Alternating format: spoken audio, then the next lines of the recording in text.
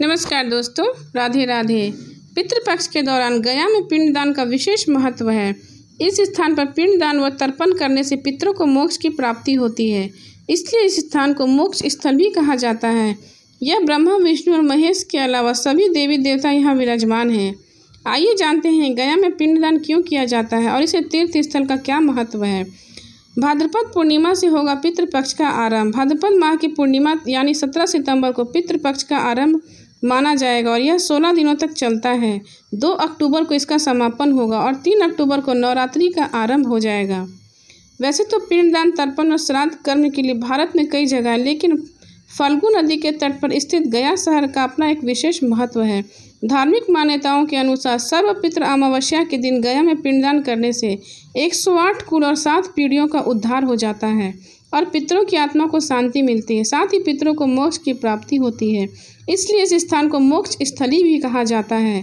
पुराणों में बताया गया है कि प्राचीन शहर गया में भगवान विष्णु स्वयं पितृदेव के रूप में निवास करते हैं।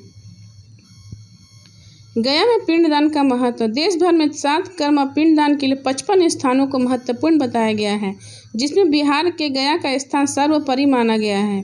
गया में श्राद्ध कर्म, तर्पण विधि और पिंडदान करने के बाद कुछ शेष नहीं रह जाता और यहाँ से व्यक्ति पितृ ऋण हो मुक्त हो जाता है। गया का महत्व इसी से पता चलता है।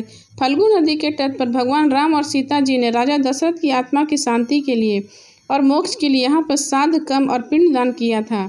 साथ ही महाभारत काल में पांडवों ने भी इसी स्थान पर श्राद्ध कर्म किया था। विष्णु पुराण के अनुसार गया शहर का महत्व बताया गया। इस तीर्थ पर पितरों को मोक्ष की प्राप्ति होती है, इसलिए गया को मोक्ष की भूमि अर्थात मोक्ष स्थली कहा गया है। गया तीर्थ को लेकर एक पौराणिक कथा। गयासुर नामक एक असुर कड़ी तपस्या की और ब्रह्मा जी से वरदान मांगा। गयासुर ने ब्रह्मा जी से वरदान मांगा कि उसका शरीर पवित्र हो जाए और उसे लोग दर्शन पाकर मुक्त हो जाएं। इस वरदान के बाद लोगों में भय खत्म हो गया और पाप करने लगा। पाप करने के बाद वह गयासुर के दर्शन करते और पाप मुक्त हो जाते। ऐसा होने से स्वर्ग और नरक का संतुलन बिगड़ने लगा। बड़े बड़े पापी भी स्वर्ग में पहुंचने लगे। गदाधर के रूप में विराजमान है विष्णु भगवान। इससे बचने के लिए देवतागण गयासुर के पास पहुंचे और यज्ञ के लिए पवित्र स्थान की मांग की। गयासुर ने अपना शरीर ही देवताओं को यज्ञ के लिए दे दिया और कहा कि आप मेरे ऊपर ही यज्ञ करें। जब गयासुर लेटा तो उसका शरीर 5 कोस में फैल गया और यही 5 कोस आगे चलकर गया बन गया। गयासुर के पुण्य प्रभाव से वह स्थान तीर्थ के रूप में माना जाने लगा।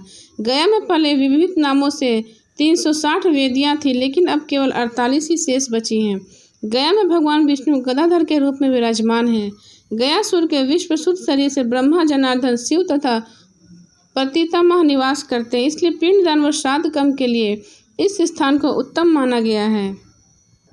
कथा के अनुसार महाभारत के दौरान कर्ण की मृत्यु हो जाने के बाद जब उनकी आत्मा स्वर्ग पहुंची तो उन्हें बहुत सारा सोना और गहना दिया गया। कर्ण की आत्मा को कुछ समझ नहीं आया, वह तो आहार की तलाश में घूम रहे थे।